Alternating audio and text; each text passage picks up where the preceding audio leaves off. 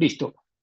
Entonces, hoy nos vamos a ocupar de la falla cardíaca, ¿no? Porque en realidad el corazón no es insuficiente, sino que falla en su función de mover la sangre para llevar el oxígeno y los nutrientes, ¿no? Y entonces, primero tenemos la definición de falla cardíaca, ¿no? La falla cardíaca es un síndrome clínico, ¿no? O sea, un conjunto de síntomas y signos en donde todas las cardiopatías terminan.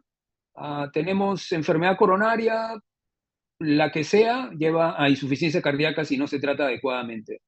La hipertensión arterial puede llevar a insuficiencia cardíaca. Las valvulopatías, si no se tratan, pueden llevar a insuficiencia cardíaca. Las arritmias, si no las controlamos, llevan a insuficiencia cardíaca. Y por último, las enfermedades que atacan el miocardio, amiloidosis o cardiomiopatías genéticas, la enfermedad de Chagas, etcétera, también llevan a la insuficiencia cardíaca. Que en menores de 60, 65 en nuestro país todavía tienen el chance de poder tener trasplante cardíaco o máquinas de asistencia ventricular temporales y o permanentes. Pero al final, ¿no? La insuficiencia cardíaca es tan peligrosa como un cáncer, ya lo vamos a ver en una curva. Por eso es importante conocer su diagnóstico, la estratificación y el manejo. Entonces, este síndrome clínico está causado por alteraciones estructurales o funcionales del corazón. Estructurales, las válvulas no funcionan, el miocardio no funciona, ¿no? Las arterias coronarias están en lugares inapropiados, salen de lugares inapropiados, o funcionales, ¿no? El corazón no eyecta de manera apropiada, hay un retardo en la conducción de la aurícula a los ventrículos, bloqueos, por ejemplo, o trastornos de la conducción como bloqueos auriculoventriculares, bloqueos de rama, ¿no? Entonces, todo eso lleva a que el corazón no realice su función adecuada. Y estos signos y síntomas por alteración estructural funcional deben ser corroborados por alguno de los siguientes criterios, ¿no? Esto sí tienen que marcarlo, ¿no? Cuando tengan las diapos, esto lo marcan. Si tenemos, por ejemplo, vamos a ver los síntomas, que son disnea de esfuerzo progresiva y edema en miembros inferiores, ¿no? Esa es una sospecha de insuficiencia cardíaca, pero debe ser corroborado por elevación de péptidos natriuréticos. En general, o frecuentemente, NT-proBNP o BNP, ¿no? Tienen que estar elevados. O con una evidencia objetiva de congestión pulmonar o sistémica. Una evidencia objetiva de congestión pulmonar es una radiografía, una ecografía pulmonar o una ecocardio, ¿no? En donde los flujos en la válvula mitral nos dicen que el pulmón está congestionado porque nosotros ya conocemos, ¿no? La ley de los vasos comunicantes.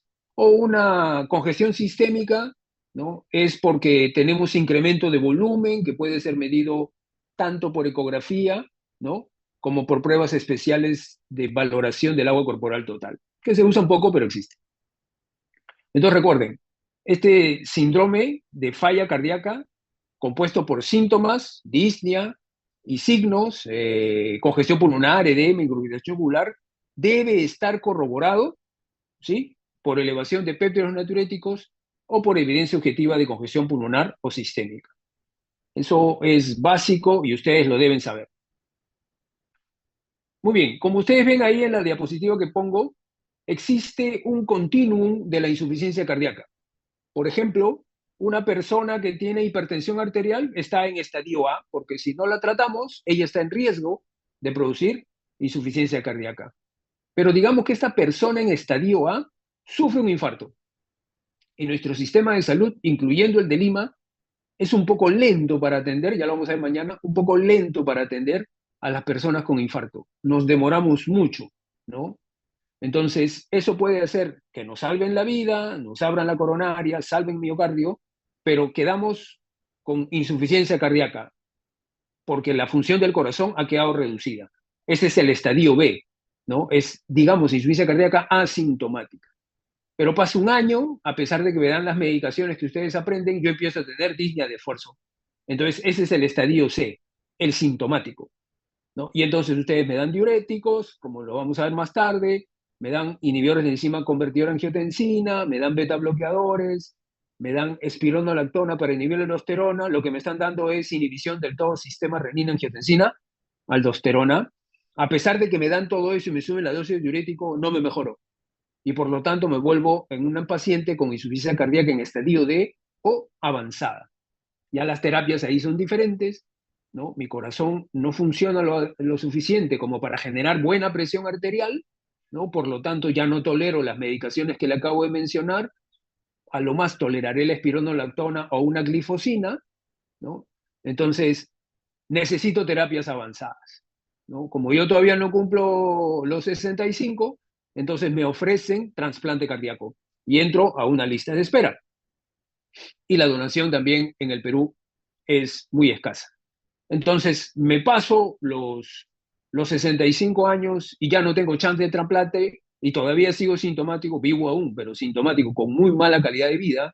Entonces, me ofrecen una asistencia ventricular, ¿no? Lo que llamamos, entre comillas, corazón artificial, ¿no? El Perú ya tiene, ya puso uno, ¿no? Entonces, esto me mantiene estable mientras esté con la máquina, ¿no? Pero lamentablemente tener la máquina lleva a complicaciones y todo eso, ¿no? Esas son personas de falla cardíaca avanzada. El tercer grupo de estas personas son las que no tienen indicación de trasplante por edad, tampoco le podemos poner una asistencia ventricular por algunas contraindicaciones y entonces entran a cuidado paliativo, ¿no? Acá quiero hacer una salvedad. Cuando ustedes escuchen cuidado paliativo, no es el cuidado al final de la vida, sino es todo como se puede decir, todas las recomendaciones, actitudes y acciones que hay que tomar tanto el equipo médico como el paciente para tener una buena calidad de vida antes que llegue el final de la vida. Eso es cuidado paliativo, ¿no? Como ustedes ven, también ahí hay una curva en donde yo en el estadio A y en el estadio B, después de mi infarto, estaba relativamente estable, ¿no? Una que otra molestia, pero más por las medicinas que por la enfermedad, y me descompenso súbitamente, ¿no? Ahí tienen el primer valle, ¿no? Me descompenso y entonces me tienen que hospitalizar, como yo soy de INCOR, me van a llevar al INCOR, ahí me van a atender rápidamente y seguro que en una semana estoy de alta, ¿no? Porque el manejo de la falla cardíaca descompensada, ¿no? Ya está muy bien dominado. Entonces estoy de alta, pero si ustedes ven, nuevamente después de ese valle y la meseta ya no está en el mismo nivel que cuando ingresé al hospital, ¿no? Y aunque me descompenso frecuentemente con menos días de hospitalización o probablemente solo con visitas al consultorio en donde me suben la dosis de diuréticos para tener mejor calidad de vida, cada vez, ¿no? Mi estadio funcional va bajando hasta que llega la parte avanzada en donde si no vivo en el hospital, frecuentemente estoy en él, ¿no? Entonces, como ustedes ven, inexorablemente la persona con falla cardíaca va perdiendo función ventricular y por lo tanto calidad de vida. Eso, si me permiten, es igual como ven ustedes acá a su izquierda. Ese es un paciente con cáncer, ¿no? Esa es la trayectoria de un paciente con cáncer, ¿no? Y el paciente con cáncer se enferma, se hospitaliza por alguna compensación, sale, se vuelve a hospitalizar, sale y lamentablemente ahí entra ya en caquexia porque el cáncer ataca muchas funciones metabólicas. Y si ustedes ven a la derecha, es lo mismo la insuficiencia cardíaca, ¿no? Entonces, aunque todos podemos estar de acuerdo que el cáncer es una enfermedad inexorable cuando la diagnosticas tarde, la insuficiencia cardíaca es inexorable, así la diagnostiques temprano, cuando se vuelve sintomática, o sea, estadio C. Estamos hablando de dos patologías o dos enfermedades altamente costosas, tanto desde el punto de vista de calidad de vida como económico, ¿no? En el cáncer hay quimioterapia, radioterapia, cirugía y muchos pulsos de quimioterapia, muchas sesiones ¿no? Eso es costoso, con hospitalizaciones por descompensación. En la insuficiencia cardíaca regularmente se toman 4 medicinas para estar estable y si tienes indicación de trasplante cardíaco al llegar al estadio avanzado, tomas 8 medicinas más el trasplante, más todas las evaluaciones para evitar el rechazo al trasplante que tienes que realizar durante los 7 a 10 años que dura un corazón sin ningún problema, ¿no? Y ese es otro tema, ¿no? Que después, si te trasplantan joven, probablemente necesites un trasplante adicional o quizás un tercero, ¿no? Que en Europa y en Estados Unidos ya se ha dado. Y lo último es que también puedes requerir una máquina de asistencia ventricular que les mencionaba, de larga temporal o de larga duración, y eso está costando muy caro para nosotros, para nuestro sistema de salud. Así que lo mejor es prevenir este síndrome o reducir la cantidad de personas que llegan a este síndrome con el manejo de las enfermedades que vamos a ver en las siguientes clases, ¿no? Tratando de cambiar la válvula aórtica pronto, como vamos a ver más tarde, tratando de atender al paciente con infarto pronto, la enfermedad coronaria pronto, divide el diagnóstico, las otras valvulopatías, dado el diagnóstico, tratar de recuperar la válvula pronto y por último manejar la hipertensión arterial para que no complique los demás órganos. Esta diapositiva que le pongo es básica, se la voy a preguntar, ya está, la voy a preguntar en el examen, ya les adelanto, porque esto hay que saberlo ahora, esto es reciente, esto es de este año, ¿no? Es el nuevo conocimiento que hay en manejo de insuficiencia cardíaca, ¿no? Por ejemplo, usted le puede preguntar, no sé, pues a un cardiólogo que no está en la actividad hospitalaria, que trabaja consulta externa, él todavía no lo tiene claro, él sospecha insuficiencia cardíaca, pide un BNP y pide un ecocardio, ¿no? Él pide un ecocardio para saber cuál es la fracción de eyección y de acuerdo a eso dar tratamiento. Bueno, eso ha cambiado ahora porque ya sabemos que independientemente de la fracción de eyección, ¿no? Independientemente que ahora lo vamos a ver que sea baja, moderadamente reducida o preservada, todos los pacientes con diagnóstico de insuficiencia cardíaca reciben una glifosina, ¿no? Recuerden ese nombre, glifosina. Los nombres exactos de las pastillas son dapaglifosina y empaglifosina. Hay otras, pero las más utilizadas en el país son esas dos, de 10 miligramos viene, ¿no? Entonces, dapaglifosina y empaglifosina. Esas son las glifosinas, así como los IECAS. Más un bloqueador del receptor de espironolactona. Perdón, de aldosterona, o sea, la espironolactona, L-plerenone, bueno, y la última que ha salido, la finerenona, que todavía no hay en el país.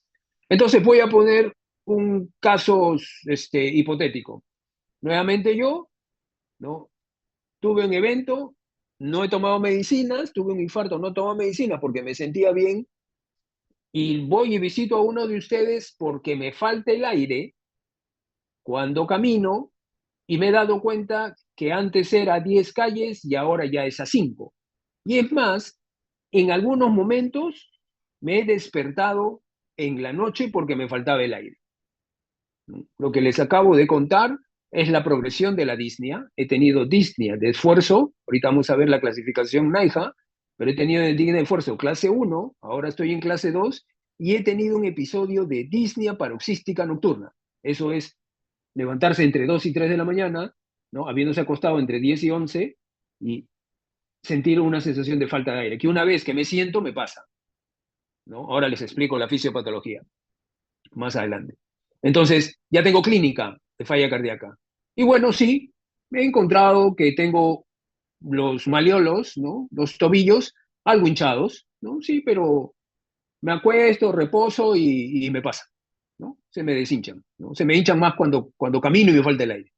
Entonces, clínicamente, ustedes me pueden decir, con mi antecedente de infarto tratado mal, que yo tengo insuficiencia cardíaca. Entonces, seguro ustedes me van a pedir un NT pro BNP o un BNP, porque se han acordado que tengo la clínica, pero necesitan confirmar, ¿no? Y entonces sale un péptido natriurético cerebral por encima de 300 y el valor normal de su laboratorio es 100. Entonces, tienen el diagnóstico clínico de insuficiencia cardíaca.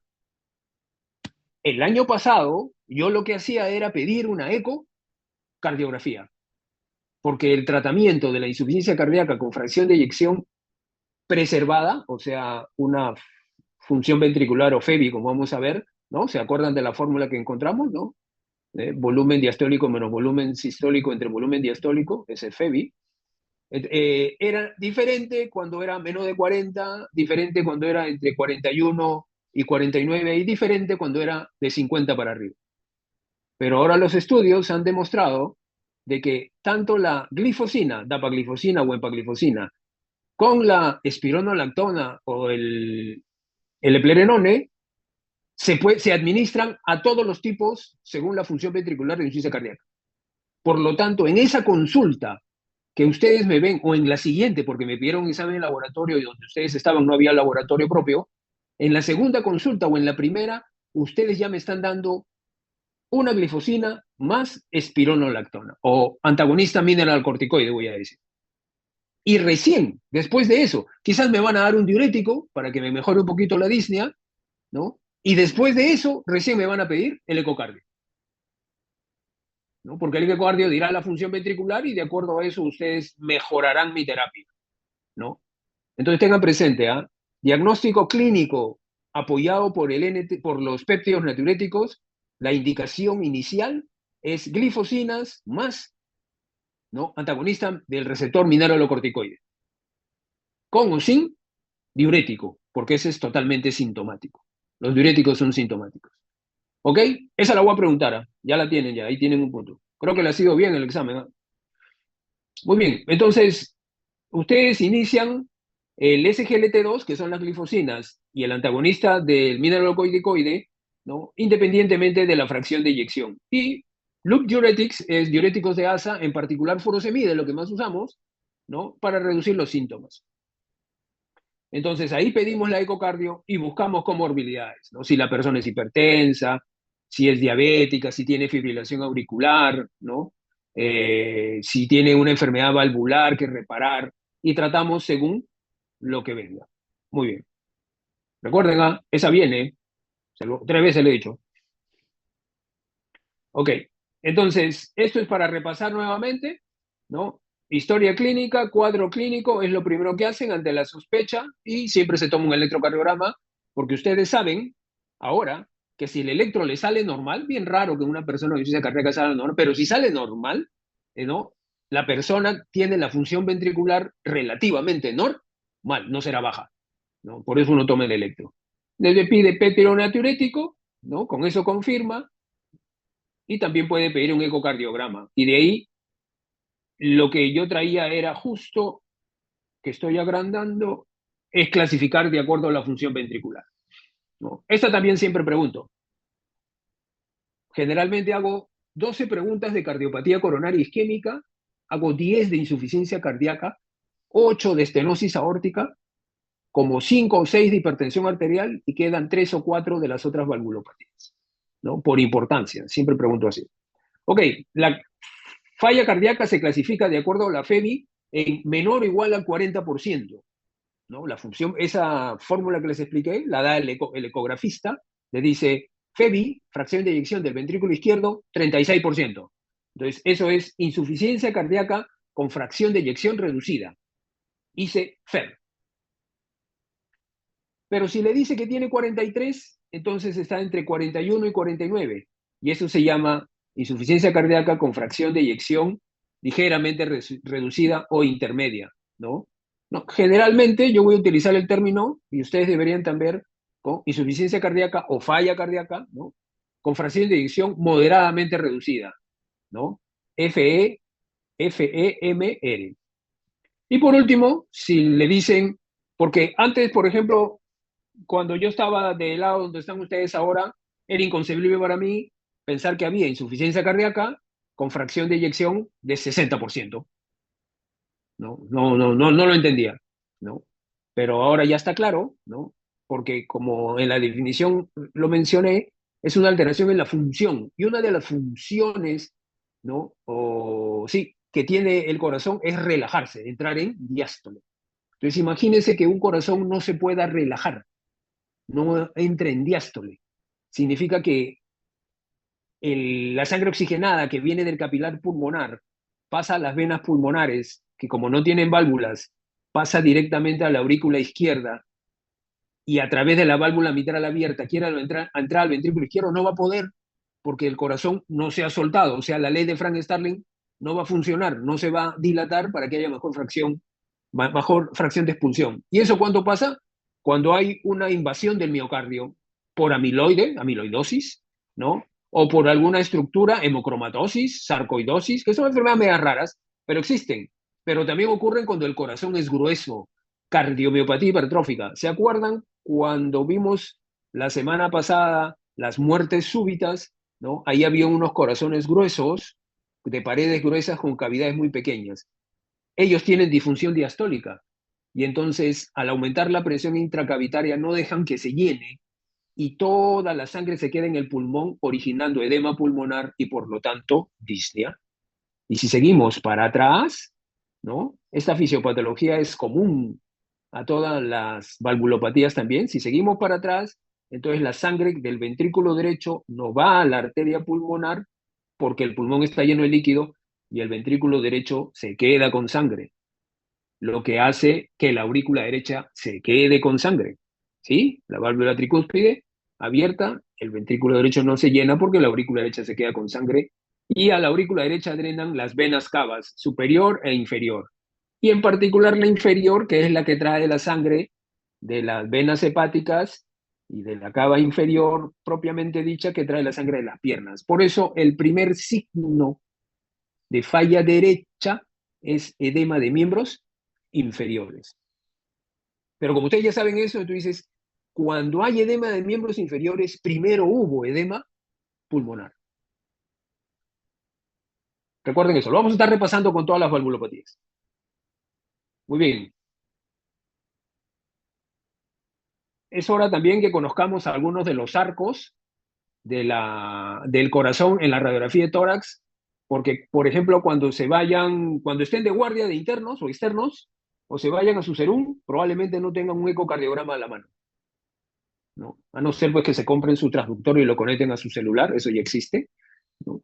Pero si no lo hacen, porque no lo consiguen, no lo pueden costear, ¿no? Entonces uno tiene que echar mano a la radiografía, a la teleradiografía de tórax, ¿no? Que se llama de corazón y grandes vasos. Y como ustedes ven aquí, aquí están los arcos cardíacos en la radiografía de tórax. Voy a moverlo un poquito. Ahí está, ¿no? Tenemos el ventrículo derecho en la parte inferior izquierda de la silueta cardíaca, silueta inferior izquierda de nosotros, y el arco que está encima es la aurícula derecha. Aunque aquí no se aprecia bien en esta radiografía, pero ahí se ve la cava superior. ¿Ok? Después tienen el primero de acá, es ese que no tiene nombre, ¿no? Ahí se ven las venas, en este acá no se nota por el esternón, pero ese primero se llama arco aórtico o botón aórtico. Eso lo pregunté, por ejemplo, en el examen de su compañero. Ya esta vez no viene, ¿no? Va a venir la placa, voy a preguntar algo, pero esa ya no va a ser. Pero ese es el arco aórtico o botón aórtico. Luego de ahí, ¿no? Viene la aurícula izquierda, ¿sí? Y después viene el ventrículo izquierdo. Acá hay una cardiomegalia, ¿no? Claramente se ve el ventrículo izquierdo, ¿ok? Ténganlo presente. Muy bien. Entonces, acá hay algunas preguntas que yo haría, por ejemplo, en el examen, y acá están las respuestas, como para que uno las vaya contestando, ¿no? Entonces, uno es, ¿cuál es la precisión diagnóstica del ecocardiograma en la evaluación de pacientes con insuficiencia cardíaca crónica? ¿No? Estas se llaman preguntas pico. Y entonces, el ecocardiograma es el primordial estudio de imagen cardiovascular no invasiva, subrayaría eso, no invasiva, debido a que es disponible y es accesible. Bueno, el costo cuando lo compras, ¿no? Porque un equipo cuesta mucho. Es importante realizar un ecocardiograma transtorácico. ¿Por qué transtorácico? Porque está apoyado en la pared del tórax, porque también hay otro estudio que se llama ecocardiograma transesofágico, que es como una endoscopía, ¿no? Si uno recuerda la anatomía, la aurícula izquierda, perdonen, voy a mover un poquito, otra vez, la aurícula izquierda, esa LA que ven acá en la radiografía, ¿no? En su parte más medial, la que está cerca del esternón, ahí está en contacto con el esófago, ¿no? Tienen continuidad con el esófago, así que se puede ver desde el esófago todo el corazón. Por eso la ecografía transesofágica. Muy bien. El ecocardio, para sospechar, ¿no? Es importante realizar un eco transtorácico en todo paciente con sospecha clínica de insuficiencia cardíaca para confirmar o descartar el diagnóstico, ¿no? Nos ordenamos entonces. Clínica, confirmada por BNP, iniciamos terapia si está sintomático, que ya les expliqué, y luego un ecocardiograma.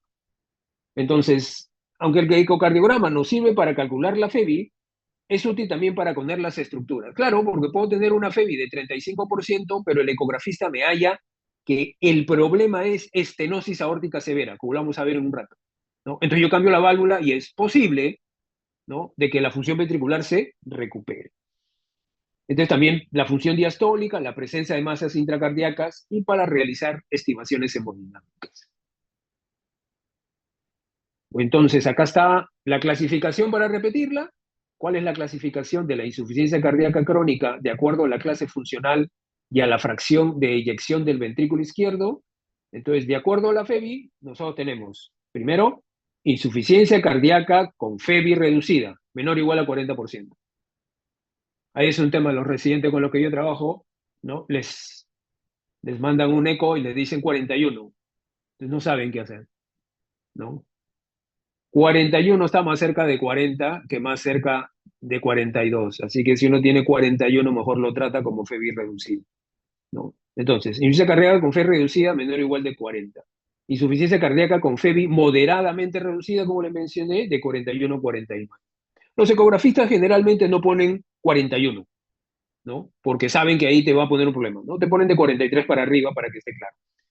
Insuficiencia cardíaca con FEBI preservada mayor o igual a 50%. Y acá hay un dato interesante.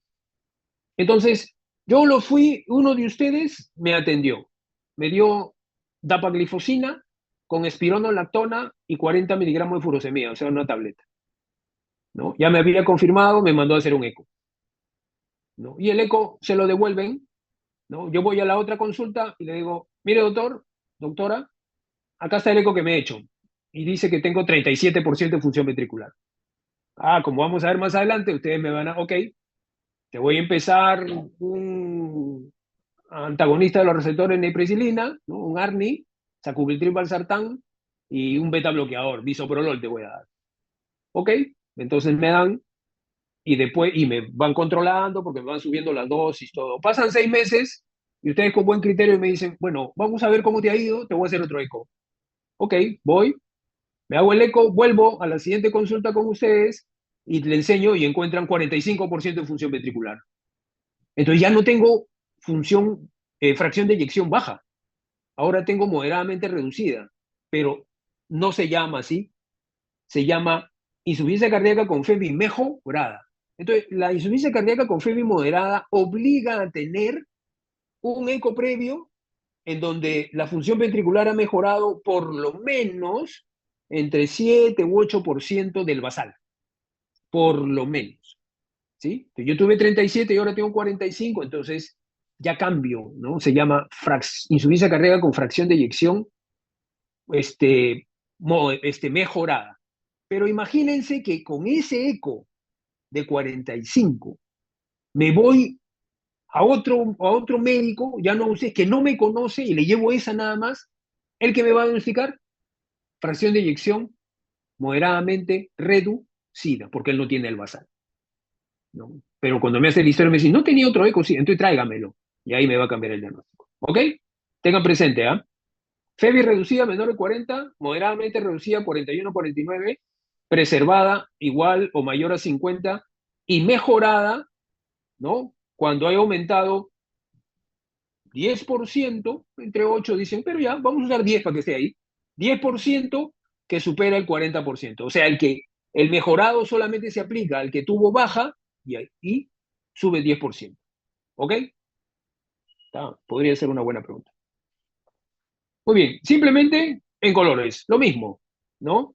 Fracción de eyección, acá, no sé, ¿qué le diré? Pues morado, y el otro será lila y el otro celeste, ¿no? Fracción de eyección reducida, falla cardíaca con fracción de reducida menor de 40, moderadamente reducida 41-49 y preservada 50 más. Pero como ustedes ven, en todos podemos tener mejorada, ¿no? Ahí está, improve, ¿no?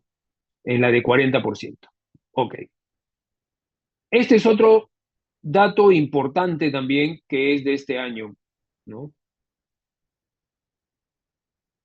La falla cardíaca descompensada, la parte de abajo que requiere tratamiento urgente, ¿no? Falla cardíaca compensada, está compuesta por el inicio reciente o de novo de la insuficiencia cardíaca con o sin el empeoramiento de la falla cardíaca.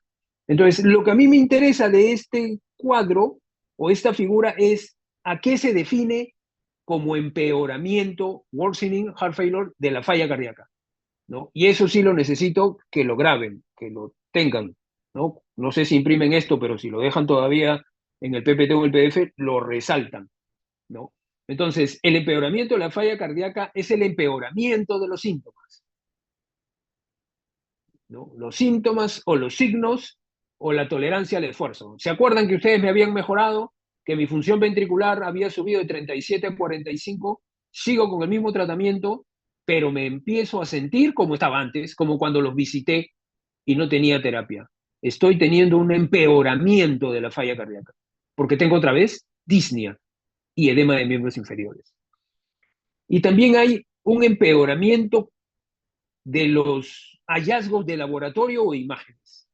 Por ejemplo, yo tenía 37 y ustedes me dejaron en 45, pero de ahí me perdí, pues me fui 6 meses a trabajar fuera, regresé, como me habían tratado bien, lo fui a buscar a la doctora o al doctor, ¿no? Y me pidió un eco otra vez, lógico, ¿no? Me pidió un eco, y me encontró ahora 35, ¿no? Ha habido un empeoramiento de mi función ventricular que está relacionada con los síntomas, ¿no? Y si me pone una radiografía, como que la demostré, ¿no? Entonces el corazón está más dilatado de lo que estaba alto. Y si cuando me diagnosticaron la vez anterior que pusimos que tenía 300 en un laboratorio para 100, ahora cuando me hacen otro NT-proBNP me encuentran 1000, ¿no? O sea, hay un incremento exorbitante del péptide natriurético. Ese es el empeoramiento de la falla cardíaca. Y como les mostré al comienzo, eso ocurre en la historia natural de las personas con falla cardíaca, porque los medicamentos, de todas maneras, aunque inhiben partes del sistema renina, angiotensina, aldosterona, no lo inhiben todo. Y por algún lado se escapan, ¿no? Y se empieza a acumular líquido y empezar la apoptosis miocárdica, ferroptosis, un montón de muerte celular, ¿no? En ese tipo de personas, hasta que llega la falla cardíaca avanzada, ¿no? Entonces, por favor, recuerden eso. Me interesa el empeoramiento de la falla cardíaca, que lo recuerdo. Bueno, acá hay pues una gran cantidad de causas de insuficiencia cardíaca, ¿no? Hay muchas, voy a marcar las más importantes que deberían recordar. Infarto de miocardio, a la cabeza, ¿no? Hipertensión arterial, ¿de acuerdo? La hipertensión arterial tratada de manera inapropiada, lo vamos a ver en la última clase, lleva insuficiencia cardíaca. Valvulopatías y a la cabeza la estenosis aórtica, recuerden eso, ¿no? Infarto de miocardio, hipertensión arterial, estenosis aórtica, ¿no? Las taquicardias auriculares y en particular la fibrilación auricular lleva insuficiencia cardíaca. Después, miocardiopatías. La hipertrófica es la que hay que acordarse más. La miocardiopatía hipertrófica lleva insuficiencia cardíaca con fracción de eyección preservada. En cardiopatías congénitas, la, lo más frecuente es la anomalía de Einstein en Perú, ¿no? Ese para que sepan nada más. Depende de infección, que son raras, la miocarditis viral, ¿no? Simplemente para que se acuerden de esas. Voy moviendo. Y esto es lo que yo al comienzo les decía, que la relación que había entre las enfermedades cardiovasculares y el cáncer. Yo les conté de que, bueno, si yo tengo enfermedad cardíaca y ahora que los tratamientos han mejorado mucho, entonces vivo más y por lo tanto estoy más expuesto a sufrir de cáncer. Y viceversa, ¿no? Tengo cáncer y entonces ahora con la gran cantidad de quimioterapia y radioterapia, entonces vivo más y me puede dar problemas cardíacos como infarto, todo. Pero también el tratamiento de quimioterapia y radioterapia daña el miocardio, en particular las antraciclinas, doxirubicina a la cabeza. Eso acuérdense, ¿no? Por eso ahora existe la cardiooncología, como yo le conté, pero ahora, antes de que te sometan a una quimioterapia, te piden una evaluación cardiológica, ¿no? Un electro y un ecocar. Y si tienen un familiar que lo han hecho eso, protesten, tienen que hacerle, porque hay que ver la fracción de eyección antes de la quimioterapia y la radioterapia también. En las infiltrativas, no porque sea frecuente, pero porque está muy de moda, porque se está descubriendo tratamientos farmacológicos, la amiloidosis puede producir insuficiencia cardíaca.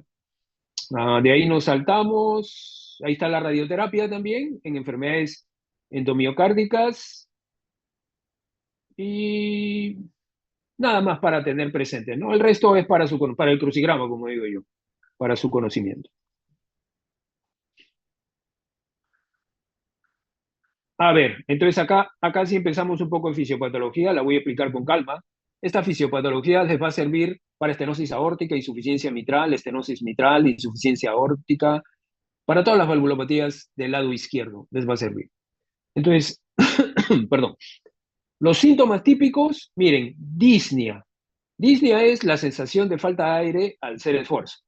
Ortopnia es que no toleras el decúbito, tienes que estar sentado por lo menos por encima de 30 grados, ¿no? Por eso uno cuando interroga a una persona que la ve toda hinchada, le dice, ¿se cansa cuando camina?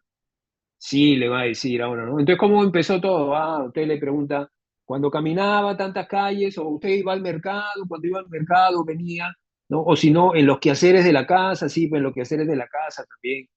Entonces, esa es disnea y generalmente es progresiva. Ortopnia es, ¿y con cuántas almohadas duerme? Con tres. ¿Y por qué con tres? ¿Tiene un problema de columna, de cuello? No. Si no, no puedo dormir, me falta el aire. ¿Ok? Disnea paroxística nocturna, entonces uno le pregunta, cuando usted duerme, ¿usa más almohadas? No, uso una nomás. ¿Ok? Pero en algunas veces se ha despertado súbitamente porque se ahogaba, sí, dos veces. ¿Y qué hizo? Me senté y ya, me pasó, me pasó. ¿Ok? Entonces, esos tres síntomas, ¿no? Están relacionados con congestión pulmonar, ¿de acuerdo? Y le explico por qué. Supongamos que tenemos un problema en el ventrículo izquierdo, ya sea porque la válvula aórtica está cerrada, estenosis aórtica, ya sea porque el miocardio es muy grueso o muy delgado, cardiomiopatía hipertrófica o cardiomiopatía dilatada, ¿de acuerdo? O porque tuvo un infarto y la mitad del corazón está aquinético, muerto, ¿de acuerdo? Entonces, la cantidad de sangre que se expulsa no es la apropiada, la fracción de eyección está reducida. Eso significa que se va a quedar sangre en el ventrículo izquierdo. Una vez que se expulse, parte se va a quedar, porque no va a salir porque el corazón ya no contrae más. Entonces, ese volumen, por la ley de Arquímedes, ocupa un volumen, ¿de acuerdo? ¿No? Entonces, cuando se habla de la válvula mitral y hay el llenado auricular lento y después viene el rápido con la contracción auricular, ahí en el llenado rápido con la contracción auricular no va a entrar toda la sangre que debería entrar, ¿no? Ya estamos perdiendo, era el 30%, ahora hemos perdido 15%, pues, ¿no? Que aportaba la aurícula. Entonces la aurícula se va a quedar también con sangre, porque el ventrículo ya se llenó, ¿no? Y al quedarse la aurícula con sangre, las cuatro venas pulmonares no van a poder drenar toda su sangre, porque la aurícula parcialmente está llena, ¿no? Entonces digamos que una vena pulmonar no puede drenar, ¿no? Vamos a para idearnos así. Por lo tanto, el capilar pulmonar que sea dependiente de esa vena pulmonar se va a llenar de líquido, ¿de acuerdo? Y entonces el incremento de la presión hidrostática en ese capilar pulmonar va a hacer que el líquido salga. ¿A dónde va a salir? Al alveolo, ¿no? Ustedes vienen de neumo, ustedes ya conocen el intercambio gaseoso, ¿no? Entonces sale al alveolo y se produce edema pulmonar. En este caso hidrostático, o sea, cardiogénico. ¿De acuerdo? Ese edema pulmonar ocasiona la sensación de falta de aire, en particular al esfuerzo inicialmente, ¿por qué? Porque cuando uno tiene esfuerzo, necesita mayor intercambio gaseoso a mayor frecuencia cardíaca. Hay menor diástole, entonces necesitamos reclutar más alvéolos, pero no podemos porque tienen edema. ¿De acuerdo? Entonces, eso llega a un momento a que ya no toleremos el decúbito, porque ¿qué pasa cuando estamos echados? Si ustedes más tarde se echan y toman conciencia de que están echados y se ponen a pensar así para que entiendan, la sangre venosa que está en sus piernas, ¿no? Es llevada activamente, aunque uno cree que el retorno venoso no es vis a tergo, o sea, es por la fuerza, ¿no? Los músculos se contraen, ¿no? De la sangre venosa para llevarla al corazón. Pero como su lado izquierdo, recuerden que su pulmón, sus capilares pulmonares están llenos de líquido, ¿no? Entonces, el lado derecho tampoco puede drenar. La arteria pulmonar no ha llevado toda la sangre, se ha quedado con parte a la parte del capilar para oxigenarse y entonces la arteria pulmonar que sale del ventrículo derecho se ha quedado sangre en el ventrículo derecho y como ya les expliqué, en la aurícula derecha y en las venas cavas. ¿de acuerdo? Pero como uno se echa, viene más sangre. O sea, el retorno venoso se incrementa, ¿no? Se incrementa. Y el corazón no puede manejar eso.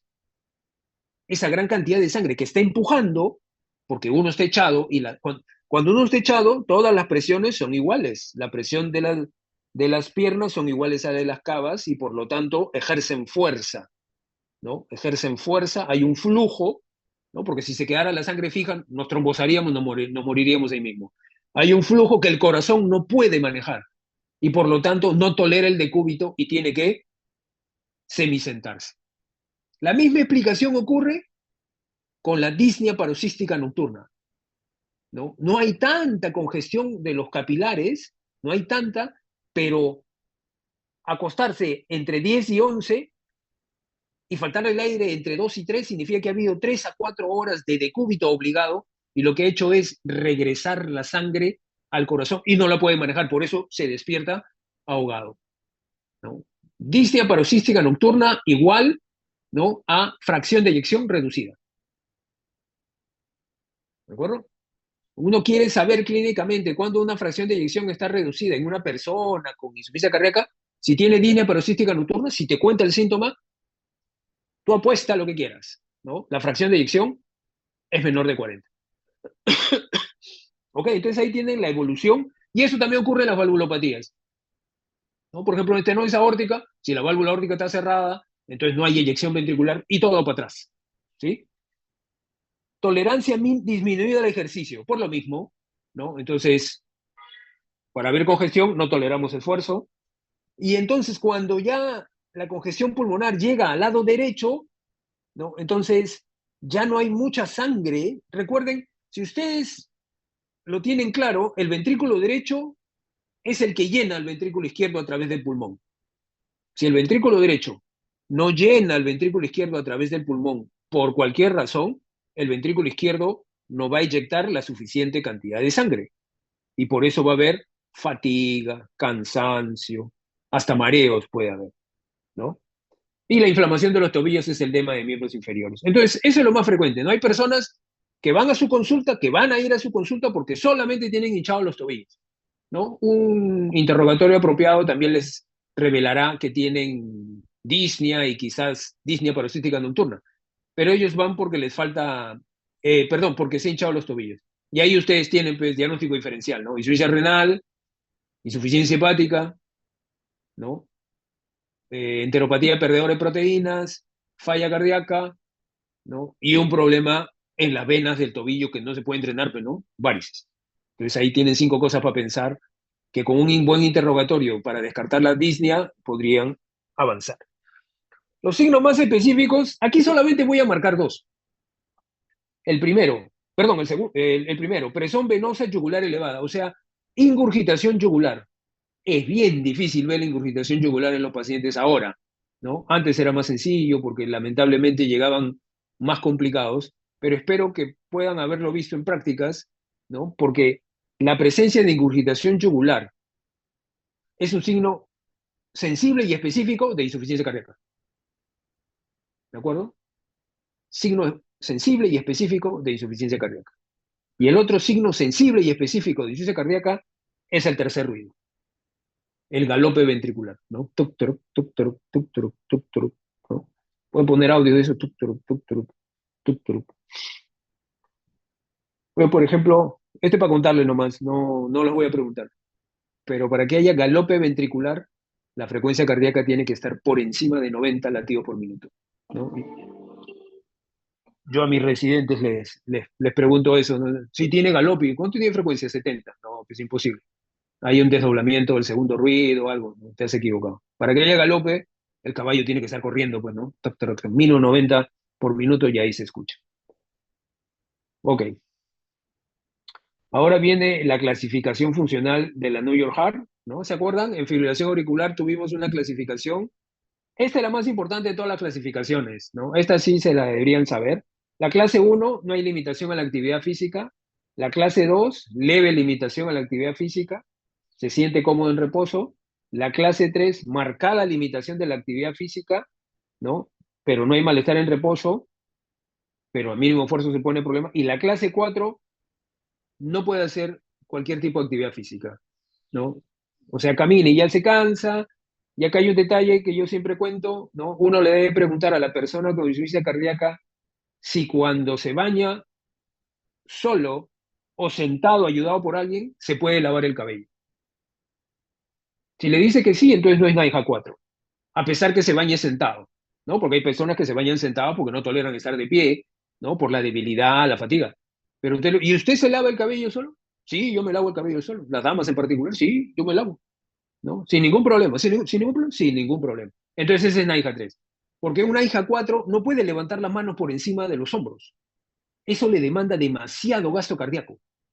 Lo pone taquicárdico y le falta el aire, ¿no? Eso ustedes lo van a ver si es que ven una persona con carrera avanzada en su internado o en el externado, o si se vuelven cardiólogos o internistas, ¿no? Que también ven, ¿no? Entonces van a ver, no pueden. O es más, le dice, a ver, levante los brazos un rato. No, mucha taquicardia, ¿no? Entonces, clase 4, síntomas casi en reposo. La pregunta 6, ¿cuáles son los exámenes de laboratorio complementarios que deben ser considerados en la evaluación diagnóstica de los pacientes con insuficiencia cardíaca crónica? Todos los que siempre les deben haber enseñado, me imagino en semiología, pero para recordarles nada más que deben hacerlo, ¿no? Entonces, todos pacientes de insuficiencia cardíaca le debemos pedir un hemograma completo, completo, ¿eh? Completo. El primero, completo. Plaquetas, leucocitos, fórmula, hemoglobina y hematocrito y cantidad de glóbulos rojos. Un hemograma completo, todos, ¿no? Después, todos los pacientes deben tener glucosa, porque nunca es, perdón, una mala oportunidad de diagnosticar diabetes, glucosa, urea y creatinina, las últimas veces para ver función renal. Después tenemos que ver el hígado, porque sabemos que se puede afectar, entonces un perfil hepático completo, ¿no? Con todas las enzimas a dosar, ¿no? Tanto de colestasis como de daño, bilirrubinas, ¿no? La insuficiencia cardíaca es una de las causas de hiperbilirrubinemia, entre comillas benigna, porque es puesto al paciente en diuréticos y haciéndolo orinar un montón, de amarillito pasa a su color normal, ¿no? Después es importante el hierro, el nivel de hierro es importante porque como la insuficiencia cardíaca no aporta la cantidad de oxígeno y nutrientes necesarios para que las personas vivan bien, la anemia no nos conviene.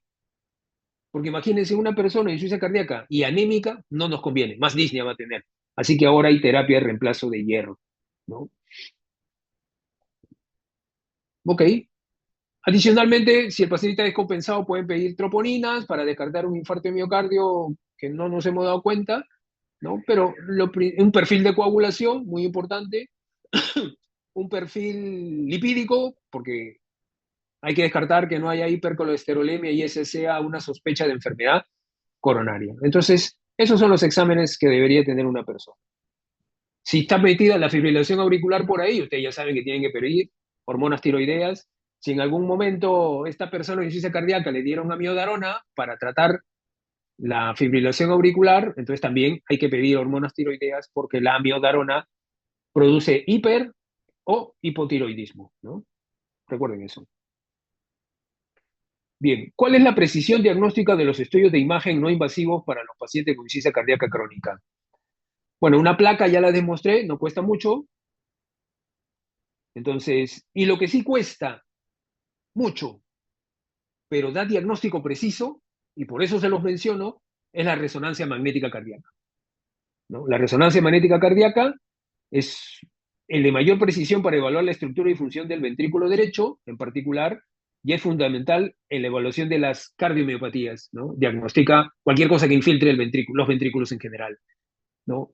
La subespecialidad de la cardiología, ¿no? Que se llama imágenes cardiovasculares, ¿no? Esos cardiólogos leen eco, tomo y tomografía y resonancia magnética, ¿no? Luego están, vamos a suponer que la persona tiene un seguro y ustedes son médicos internistas privados, ¿no? O tienen un familiar que tiene un buen seguro y entonces ya se hizo la ecografía, no le encontraron nada, ¿no? La función ventricular estaba en 48 por ahí, ¿no? Moderadamente reducida, y ustedes se rascan en la cabeza y dicen, ¿y qué tiene? Le voy a pedir una resonancia, pero el seguro la puede pagar. La resonancia no le dice nada, solamente que la función ventricular es moderadamente reducida. Pero este familiar suyo o paciente tiene 60 años, nunca ha tenido nada, ¿no?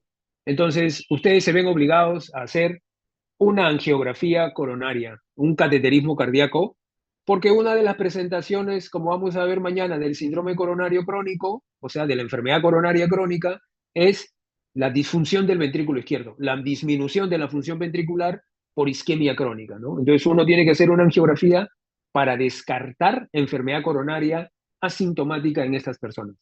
Entonces, como consejo, no voy a decir como norma, como regla, pero como consejo, se aconseja, ¿no? Valga la redundancia, por ejemplo, en el hospital donde yo trabajo en el INCOR, que todo varón por encima de 45 años con insuficiencia cardíaca de etiología no definida tenga un cateterismo de coronarias, y las mujeres por encima de 50.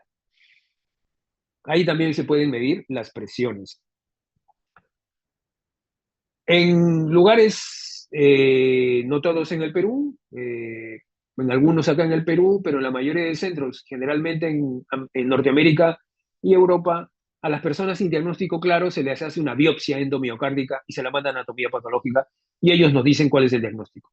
Eso se hace durante el cateterismo también, ¿no? Porque estamos dentro del miocardio. También se usa para diagnosticar rechazo en trasplante, y también se usa para diagnosticar miocarditis. Muy bien.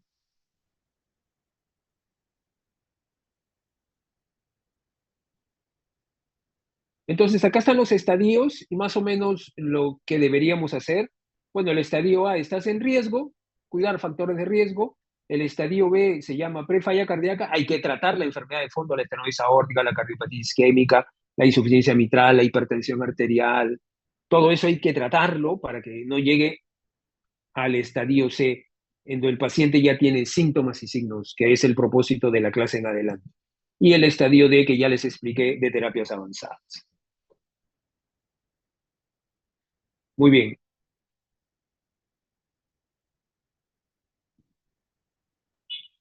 Es el estadio C del que me quiero ocupar, y después de esta diapositiva tendremos unos 10 minutos de descanso, ¿no? Pues ya me pasé de los 45 que había marcado. Entonces, tengan presente esta diapositiva. Centrémonos en el estadio C, en el estadio C, ¿de acuerdo? El sintomático.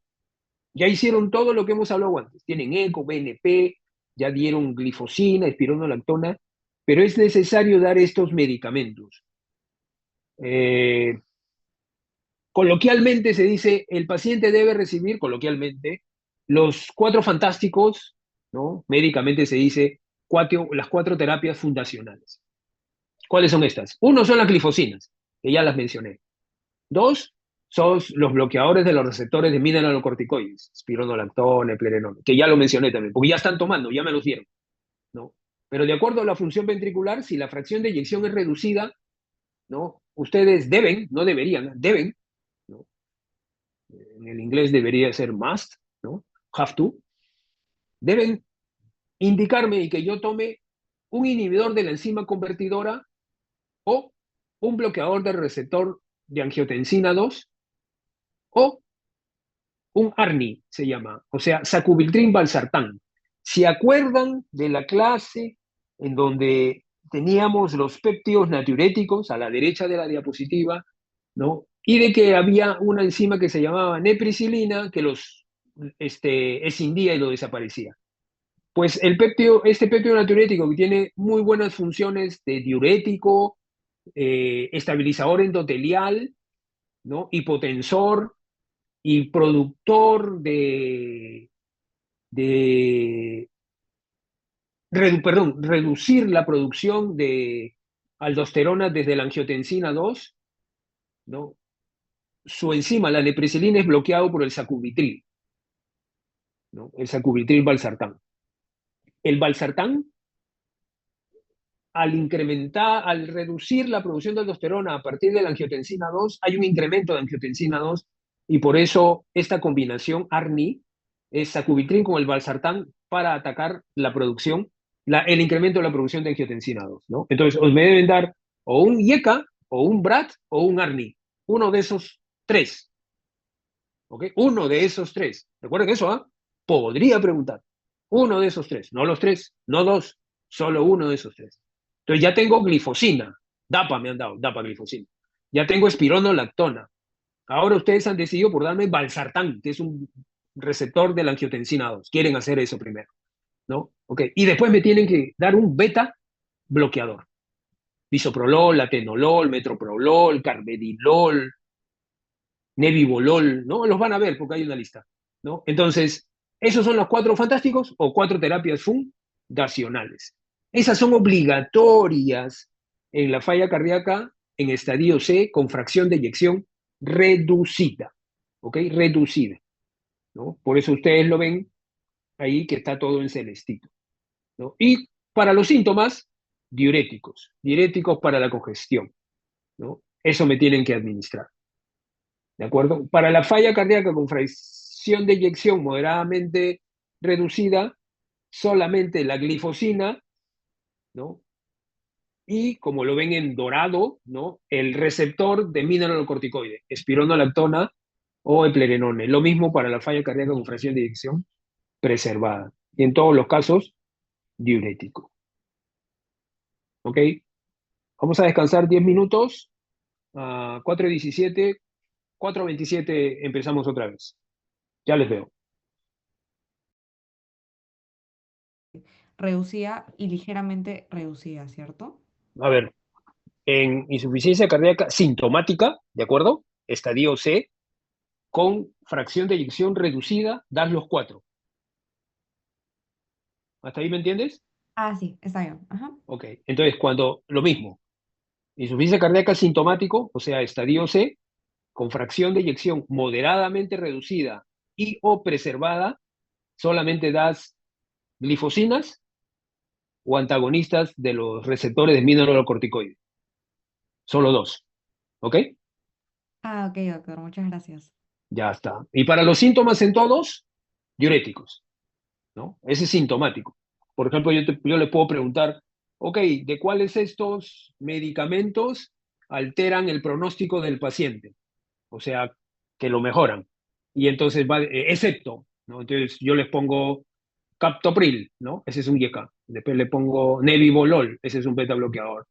Después le pongo empaglifosina, esa es una glifosina. Y después le pongo espironolactona, ese es un receptor, un antagonista receptor mineralocorticoide. Y al último le pongo furosemida. Entonces la respuesta sería furosemida. ¿Ok? Sí, doctor, muchas gracias.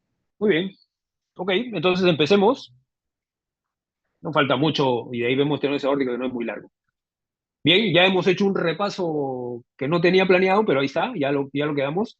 Como ustedes ven en la diapositiva, también hay ICD y CRT. ICD es un desfibrilador cardíaco implantable, es como un marcapaso, ¿no? Como el que vimos en las clases anteriores, que tiene la facultad de descargar una cantidad de joules, que son más poquitos, ¿no? Ya no son 200 asincrónicos como en reanimación cardiopulmonar, sino son 10, 20 o inclusive 30, ¿no? Dentro del ventrículo derecho, descarga eso, ¿no? Eso simplemente es para que ustedes lo conozcan, ¿no? Eso ya es tema de súper especialidad. Y del CRT es terapia de resincronización cardíaca. Las personas que tienen insuficiencia cardíaca por diferentes etiologías tienen bloqueo de rama izquierda, ¿sí? Que ustedes ya conocen, con RC por encima de 120, ¿no? Con Rs melladas generalmente en B5 y B6 y S profundas en B1 y B2. Esas personas tienen una disincronía a la hora de contraerse, ¿no? Como está bloqueada la rama izquierda, el ventrículo izquierdo que debería eyectar primero, eyecta último, ¿no? Entonces, eso se compone poniendo unos catéteres que restauren la forma en que se debe despolarizar y repolarizar los ventrículos y eso mejora también la insuficiencia cardíaca y en particular la insuficiencia mitral. Pero eso, tema de conocimiento, para el crucigrama nada más, ¿no? Entonces, avancemos. Acá el resumen justo de la pregunta, no sé, espero que se vea bien ese azul, pero tengo insuficiencia cardíaca con fracción de eyección reducida, ¿no? Con clase funcional 2 a 4, o sea, sintomática. Entonces, ICGLT2 son las glifosinas, dapaglifosina o empaglifosina. Bloqueadores beta, ¿no? Bisoprolol, carvedilol, atenolol, metoprolol, etcétera, ¿no? El tercer fundacional es ARNI, sacubitril valsartán, o YECA, ahí lo dice claramente, o YECA, todos los que terminan en PRIL, o BRAT, o bloqueador del receptor de angiotensina, en realidad de los receptores de angiotensina 2, todos los que terminan en TAN, valsartán, losartán, candesartán, telmisartán, ¿sí? Y un aldosterónico, que es el bloqueador del receptor mineralocorticoide, espironolactona, eplerenona, ¿no? Entonces esos son los cuatro fantásticos o las terapias fundacionales, ¿no? Entonces, no es de su tiempo la película El Curato Fantástico, pero se la digo para que relacionen a ellos con las cuatro medicinas. Muy bien. Les recomiendo que este cuadrito de medicamentos sí le den una mirada, ¿no? Porque como ya esta es la segunda parte del curso, el examen final ya es más universitario, ¿no? Entonces, en vez de poner un YK, yo pongo Ramipril, ¿no? Ya les conté el dato de que los PRIL son YK, ¿no? TAN son bloqueadores receptor, entonces yo les puedo poner qué medicación de aquí es una terapia fundacional. Ahí está, pues ya conocen ese nombre, ¿no? Y pongo carvedilol, y de ahí pongo dinitrato isosorbide, furosemida, noradrenalina y dobutamina, ya está, ¿no? Entonces tienen que reconocer los medicamentos. Así que ahí se los dejo, no les voy a preguntar dosis, eso no, eso se aprende con la práctica, ¿no? Pero sí denle una mirada, no son muchos, 3 6 ¿no? 9 10 13 no son muchos. Usen el LOL para los beta bloqueadores, PRIL, TAN, y las glifosinas terminan en SINA, ¿no? Son más fáciles. Muy bien. Entonces, manejo para que sigan grabando esta parte, ¿no? El inicio de una falla cardíaca reciente, sin historia previa, entonces, ¿cómo avanza la enfermedad, no? Lo más fácil, no, está mal usado el término fácil. Lo más frecuente que ocurre en insuficiencia cardíaca en nuestro país, así de súbito, es el infarto, ¿no? Un infarto de miocardio, entonces, haces falla cardíaca durante el infarto, ya te mejoras todo, sales con gran cantidad de medicación, ¿no? Entonces, y empiezan los síntomas después en el seguimiento. Entonces, lo primero que tienen que hacer cuando una persona tiene falla cardíaca y resolver los síntomas, y tiene síntomas, es resolverlos. Los diuréticos le resuelven los síntomas, pero no le bloquean el avance de la enfermedad. Para bloquear el avance de la enfermedad, tienen que inhibir el sistema renina, angiotensina, aldosterona con beta bloqueador, YECA, o BRAT, o ARNI, ¿no? Y espironolactona o antialdosterónicos, más glifosinas. La glifosina no tiene que ver con el sistema renina angiotensina aldosterona. Entonces, si a pesar me dan eso y tengo falla cardíaca persistente, ¿no? Entonces, eso se llama empeoramiento y llego a la parte final, ¿no? Empeorado. A pesar de terapia, es el empeoramiento. Recuerden la definición de empeoramiento: con o sin tratamiento, de lo que yo estaba bien, me vuelvo sintomático, ¿no? Es bien poco probable que ustedes retiren un tratamiento de insuficiencia cardíaca a una persona, ¿no? Porque la persona está bien porque toma la medicación, ¿no? Es como la pregunta que le van a hacer siempre en su familia, ¿no? No sé si la han hecho, pero se la van a hacer, les adelanto. Mira, mira, sobrino, sobrina, el parentesco que tengan, ¿no? Yo tengo colesterol alto y tomo, a ver, ¿qué es lo que dan más? Atorvastatina y rosuvastatina, ¿no? Y te le dan la dosis 10, 20, 40, 80. Pero ya tengo el colesterol normal, ¿lo puedo dejar? ¿No? Entonces la lógica es, tienes el colesterol a nivel normal porque la estás tomando. Así le deben decir, ¿no? Porque si se la quitas, va a volver a subir. Lo mismo en insuficiencia cardíaca, ¿no? Entonces una persona que está tomando medicación y empieza a volverse sintomática, tiene un empeoramiento de la falla cardíaca. Y si le baja la función ventricular, peor también, malas noticias. Algunas palabritas de la insuficiencia cardíaca con fracción de eyección preservada, ¿no? Ya quedó claro lo que está en verde, este gráfico es del año pasado, no es de este año, por eso no encuentran a la espironolactona ahí, pero el manejo de la congestión de los síntomas es con diuréticos, ¿no? La terapia específica es la dapaglifosina o empaglifosina, o sea, las glifosinas, cuyo nombre técnico es ICGLT2, porque es inhibidor del receptor transportador, ¿no?, de SGL. Y después está, al ladito, dice sacubitril valsartán. Lamentablemente el trabajo que se publicó el año pasado ha demostrado que no sirve, y los de mineralocorticoides sí. Por eso la terapia para la fracción de eyección de falla cardíaca preservada es glifosina y un antialdosterónico o bloqueador de receptor de mineralocorticoides. Semaglutide es un medicamento que está entrando recién, que todavía no se ha estudiado en falla cardíaca, se usa para la obesidad, ¿no? Se está estudiando, todavía no.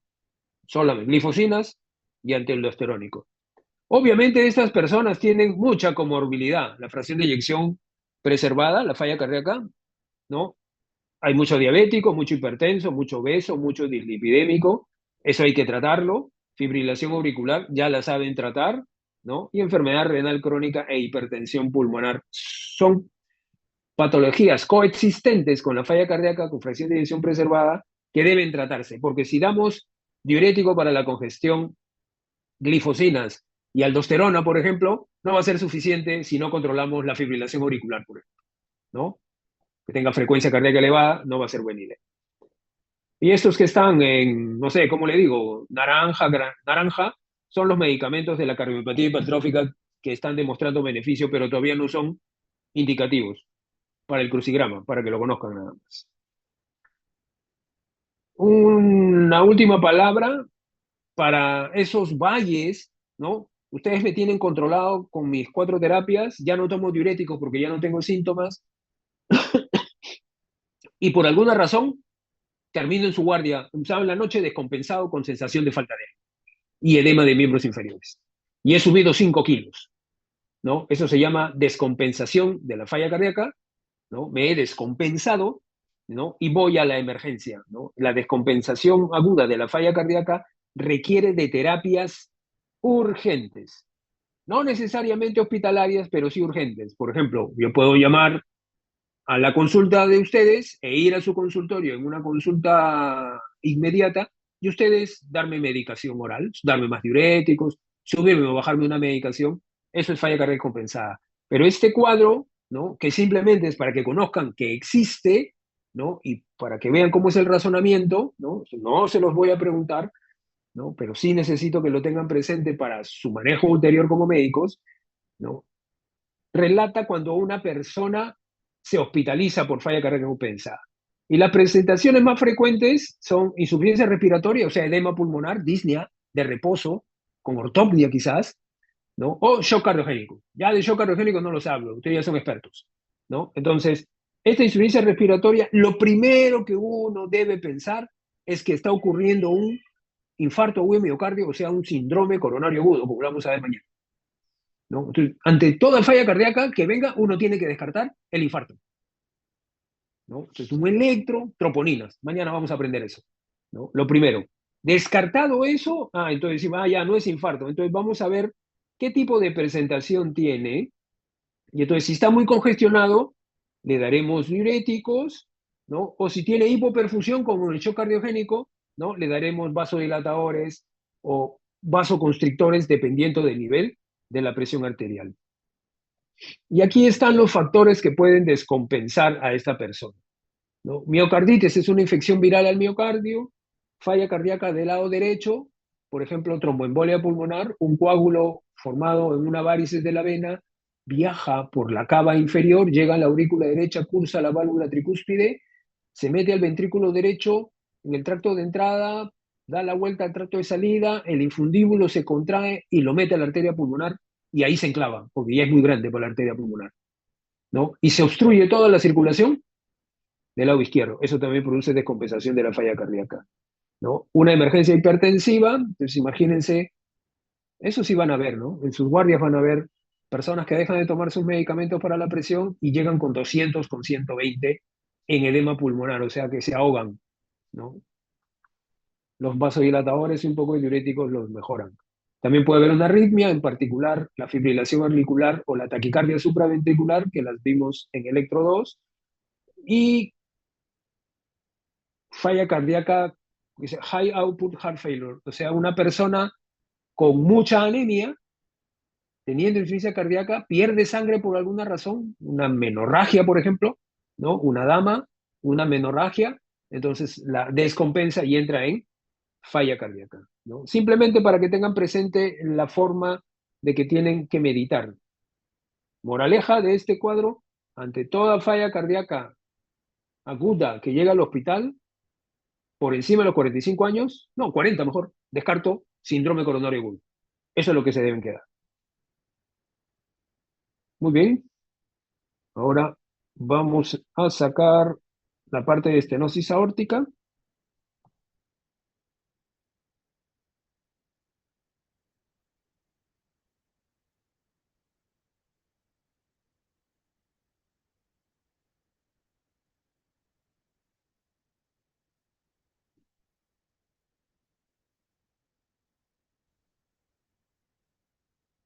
Muy bien, ahí hay figuritas conocidas ya por ustedes. Ok, entonces con esta terminamos, no es larga, datos clave que sí quiero marcar, ¿no? Entonces, por favor, no desfallezcan, ya terminamos. Bien, estenosis aórtico. Uno, la primera valvulopatía en frecuencia en el mundo, incluyendo el Perú. ¿De acuerdo? Antes era la estenosis mitral en Perú, ahora es la estenosis aórtica. La válvula aórtica, ¿no? Ustedes recuerden ese gráfico de las clases pasadas, es una válvula semilunar que se abre por diferencia de presiones, tiene tres valvas y está muy cerca de las de His, ¿no? Ya los debo tener molestos con cada vez que les digo eso. Significa, al lado derecho de la figura, que si la válvula aórtica se calcifica, es muy probable, miren, ya no es solo posible, sino probable que se calcifique el haz de His, en particular la rama izquierda, ¿no? Y se produzca un bloqueo aurículo ventricular, ¿no? Acá está la pregunta del examen, ¿no? En la figura del lado izquierdo, en el círculo, en donde decían qué válvula está conectada a la válvula mitral, ahí está el tejido fibroso y la válvula aórtica, y ahí en naranja o amarillo puro, como le quieran decir, en la rama izquierda de las de His. Eso significa que si uno tiene estenosis aórtica calcificada, una de las manifestaciones puede ser un bloqueo aurículo ventricular. O sea, uno puede debutar con el bloqueo y a la hora que me examinas me encuentras la estenosis aórtica. No son dos enfermedades diferentes, es una sola, ¿no? Es la estenosis aórtica habiendo comprometido el sistema de conducción. Pero también es importante porque a la hora que reemplacemos quirúrgicamente o percutáneamente, TAVI se llama, ¿no? Por cateterismo, el globo o la cirugía también pueden dañar el sistema de conducción calcificado. Por lo tanto, una de las complicaciones de la cirugía cardíaca o del implante percutáneo de válvula aórtica es el bloqueo auriculoventricular y necesidad de marcapaso. Ojo, necesidad de marcapaso. Muy bien, acá tiene la válvula aórtica, trivalva, y esto es lo que ocurre, ¿no? Hay un engrosamiento y por lo tanto hay una obstrucción de la válvula aórtica. Esta figura que les voy a poner ahora es muy similar a la que van a ver mañana, ¿no? Voy a poner las dos casi juntas ahí está.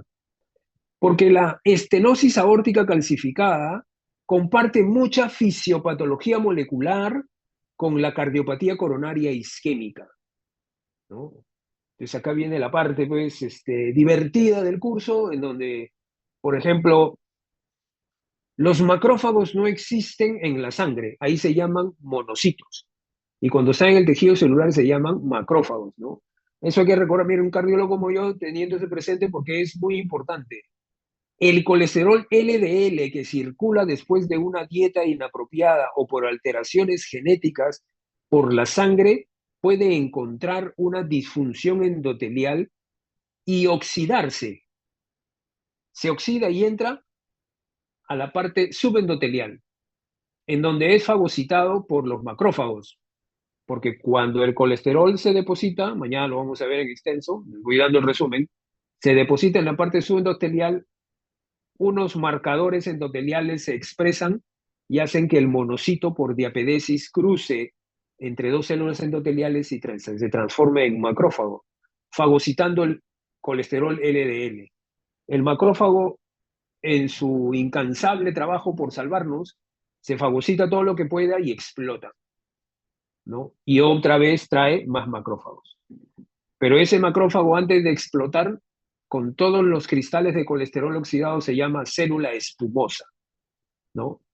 Y esa célula espumosa y su muerte por explosión activa fibroblastos que traen fibrina y se activa también condroblastos y se forma tejido similar al óseo, ¿no? Se calcifica esa parte y por eso la válvula aórtica, el tejido conectivo de la válvula, de las valvas de la válvula aórtica se calcifica produciendo estenosis.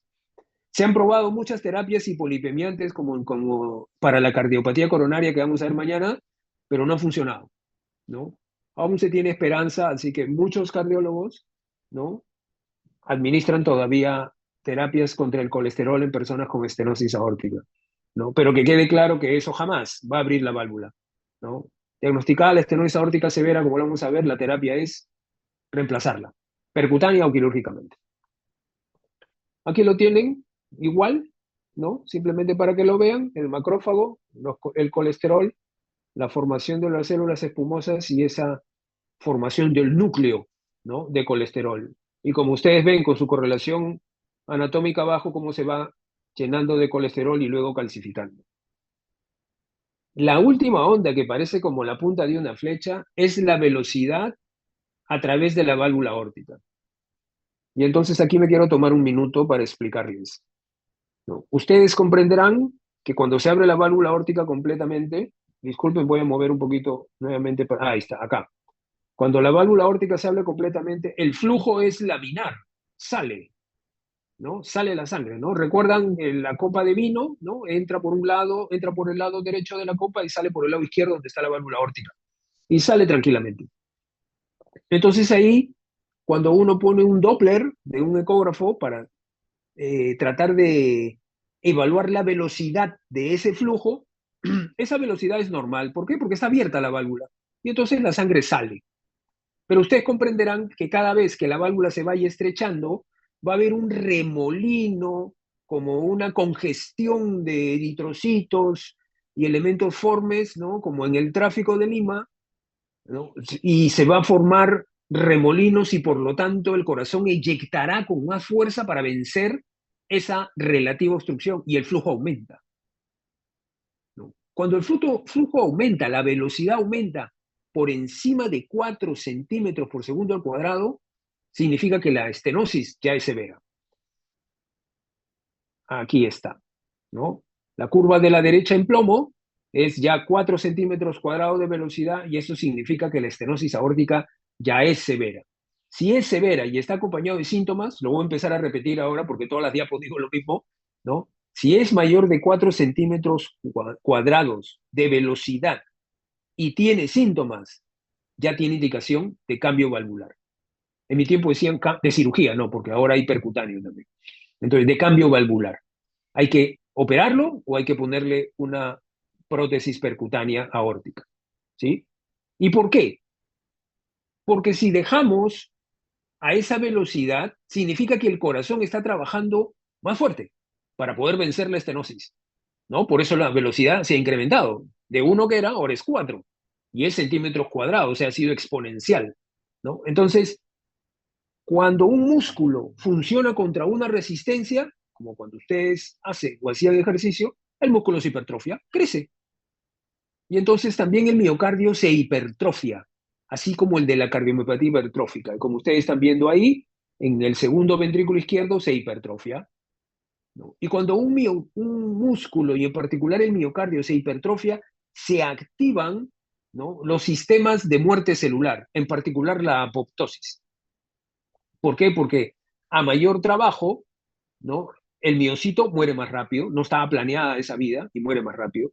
Entonces, parte de los miocitos, ¿no?, en el tercer ventrículo de la figura, en color blanquito, es reemplazado por fibrosis, ¿no? Y al reemplazar un miocito por fibrosis, como lo hemos visto en las clases anteriores, eso altera los circuitos eléctricos del corazón. ¿Recuerdan? Altera los circuitos y se pueden hacer arritmias ventriculares, que generalmente empiezan en la fase 3, ¿no? De la onda de despolarización y repolarización del miocito durante la salida del potasio. ¿Ve? Todo tiene que ver, ¿no? Entonces, y si no hacemos nada por esta persona, que puede tener una arritmia ventricular o puede que no la tenga, ¿no? Pero lo que ocurre es que todo su miocardio se no, ya empezó a ser reemplazado y terminará siendo reemplazado por fibrosis, volviendo el último ventrículo, como ustedes ven, muy delgado y entrando en cardiomiopatía dilatada por estenosis aórtica y diagnosticada por ustedes como insuficiencia cardíaca. Estadio C o quizás ya avanzado, ¿no? Estadio C sintomático, ya le están dando terapia hasta que piden el eco, ¿no? Y en el eco se dan cuenta que hay estenosis aórtica con una velocidad por encima de 4. Ok. Lo mismo, pero con la figurita para que me entiendan, ¿no? Ahí van viendo cómo se va engrosando y después va reemplazándose por fibrosis, que es el color celeste de los ladrillos de miocito, ¿no? Y eso es, predispone a arritmias, pero también a adelgazamiento del ventricular y la dilatación, ¿no? Entonces, por eso la importancia de que bien diagnostiquemos estenosis aórtica severa, o sea, velocidad de 4. Ahora van a ver una clasificación de la severidad de la estenosis aórtica, pero por la velocidad, con velocidad de 4, y tenga síntomas, hay que cambiar la válvula de inmediato, porque si no, perdemos al paciente. Ya van 3, súper insisto, porque ahora van a ver un gráfico de la poca sobrevida que hay en la persona cuando llega al extremo de dilatación, ¿no? Simplemente para ver lo mismo, un ventrículo normal, hipertrofia, reemplazo por miocito, ¿no? Y entonces se puede generar gran cantidad de complicación, ¿no? Entonces, insisto, me van a disculpar, hoy voy a insistir mucho. Insisto, persona, ahorita vamos a ver los síntomas, pero con velocidad de 4, ya, voy agregando área de valvular aórtica menor de 0, menor de 1, velocidad de 4 y síntomas, inmediato, cambio de válvula aórtica. ¿Por qué? Acá está el porqué. Esta gráfica es por qué. Esta gráfica viene en el examen, porque hay que saber. Después vamos, la figura chiquita, después la voy a definir. Pero como ustedes ven ahí, donde marca la flecha, ¿no? La persona tiene estenosis aórtica que puede ser severa, pero está asintomático, ¿no? Generalmente los pacientes con estenosis aórtica tienen entre 60 y 80 años. Generalmente entre 70 y 80. Pero entre 60 y 80 se nota, se nota. Y entonces las personas de 70 años, cuando se cansan un poquito, les falta el aire, entonces ya no hacen tanto esfuerzo. Y entonces dice que no tiene síntomas, ¿no? Pero una vez que hay síntomas, como ustedes ven al lado derecho, voy a ser drástico con esta frase, ¿no? La muerte está a la vuelta de la esquina, para ser gráfico, ¿no? Una vez de que hay síntomas de estenosis aórtica porque se ha reemplazado el tejido por fibrosis, porque ha caído la función ventricular, porque se adelgazaron las paredes miocárdicas, ¿no? La, la muerte está a la vuelta de la esquina. ¿Por qué? Porque esta es la historia natural de la estenosis aórtica. Los síntomas de la estenosis aórtica son los siguientes, ¿no? Como sale poca sangre eyectada por la obstrucción, ustedes comprenderán que cuando salga la sangre y vuelve poco, cierra la válvula aórtica que está casi cerrado y poca sangre irriga a las coronarias. ¿De acuerdo? Entonces, el primer síntoma que es angina, ¿no? Ese pobre irrigación, por falta de irrigación, puede tener angina. Pero recuerden que la estenosis aórtica tiene el tejido engrosado. Por lo tanto, hay más demanda de oxígeno por el miocardio y menos oferta por la pobre eyección. Esa es otra causa de angina también, ¿no? Alteración de la oferta y la demanda. Ya van dos mecanismos. Y el último mecanismo es, ustedes comprenderán que como hay un incremento de la pared miocárdica en todo el ventrículo izquierdo, la cavidad es más pequeña y está a mayor presión. Hay mayor presión intracavitaria, ¿no? Entonces, ese incremento de la presión intracavitaria también ejerce presión sobre las células subendocárdicas del miocardio, ¿no? Sobre el tejido subendocárdico, lo que también produce angina. Como les expliqué, al salir poca sangre eyectada, también poca sangre puede llegar al cerebro y eso producir síncope, pero el principal mecanismo que se ha descubierto hace un par de años, publicado recientemente, es que el incremento de la presión en el ventrículo izquierdo estimula unos receptores, ¿no?, miocárdicos que están conectados directamente con el cerebro, ¿no?, y hacen un reflejo cardioinhibitorio. O sea, bajan la frecuencia cardíaca y por lo tanto, al bajar la frecuencia cardíaca, la persona se marea, tiene síncope. ¿Qué es el síncope? El síncope es un síntoma en donde la persona pierde la conciencia por un tiempo corto, segundos, quizás un minuto, no más, ¿no? Pierde la conciencia y generalmente cae. Cae porque al caerse, recuerden que se igualan las presiones y la persona vuelve otra vez, recupera la conciencia. Cuando el síncope se acompaña, y esta es cultura general, se acompaña de convulsiones, se llama síndrome de Stokes-Adams. Stock-Adams, ¿no? Es cultura general, no se lo voy a preguntar. Y por último, el último síntoma es la disnea de esfuerzo. La que les acabo de explicar es la disnea de esfuerzo, ¿no? Y la disnea de esfuerzo se presenta porque ya el ventrículo izquierdo ya está delgado y se está dilatando y la función ventricular está reduciéndose.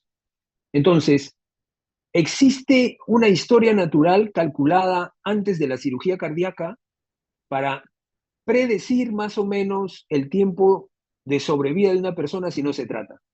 Cuando una persona tiene angina, si no lo tratamos, muy probable que fallezca en 6 años. Cuando una persona presenta síncope, el fallecimiento podría ser en 4 años. Pero cuando una persona tiene disnea, si no hacemos nada antes de 2 años, la persona morirá. Entonces ya lo tienen, ¿eh? Acuérdense. Angina, síncope, disnea. 6, 4, 2. Está fácil, ¿no? Angina 6, síncope 4, failure, disnea, falla, ¿no? 2. Eso hay que tenerlo presente. Esa siempre pregunto. Muy bien, acá está la clasificación de la estenosis aórtica, ¿no? La estenosis aórtica se vuelve severa cuando el área valvular mitral, AVA, en centímetros cuadrados es 1 o menos, ¿sí? 1 o menos. Y mayor de 1 es no grave. Hay moderada, leve, pero eso no es importante, es no grave nada más, ¿no? Entonces, severo. Y cuando lo utilizamos, o sea, cuando vemos la evolución de las personas a los 4 años, como pueden ver, ¿no? Cuando alguien tiene menos de 0.8 de área, menos de 0.8 de área, casi 1 de 2 fallece a los 4 años. Casi 1 de 2 fallece a 4 años. Eso quiere decir que cuando uno tiene menos de 0.8 de área, es muy probable que se presente síncope, ¿no? Y como ya vimos, cuando hay síncope como síntoma, síncope a repetición, no solamente un síncope, síncope con frecuencia, ¿no? Entonces, la mortalidad, si no se interviene, es a los 4 años. Entonces, es importante tenerlo presente. Acá les he traído una curva, ¿no?, de Kaplan-Meier, simplemente para que ustedes vean, ¿no?, el reemplazo valvular aórtico que está en azul, celeste, la parte de arriba, ¿no? Yo cambio la válvula aórtica y la sobrevida por encima del 80% a los 5 años, sin ningún problema. Pero vamos a ser la persona que no le cambiamos la válvula, ¿no?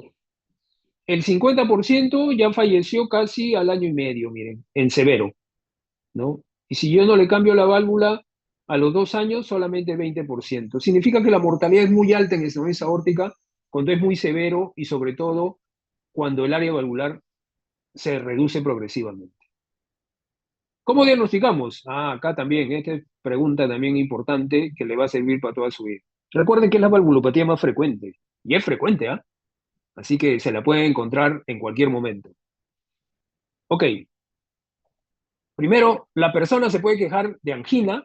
Entonces, dentro del diagnóstico diferencial del síndrome coronario crónico o de angina estable, está la estenosis aórtica. Ustedes comprenderán, ¿no? Vengo porque me duele el pecho cuando camino. Entonces, ok, ¿no? Entonces uno puede hacer los estudios para descartar estenosis aórtica y también enfermedad coronaria. Entonces, uno puede venir por angina, angina y síncope, o sea, he perdido el conocimiento, generalmente estas personas vienen acompañadas y el familiar nos cuenta de que se ha desmayado unas 2 o 3 veces y además tiene angina, ¿no? Entonces, digamos que todavía no se falla.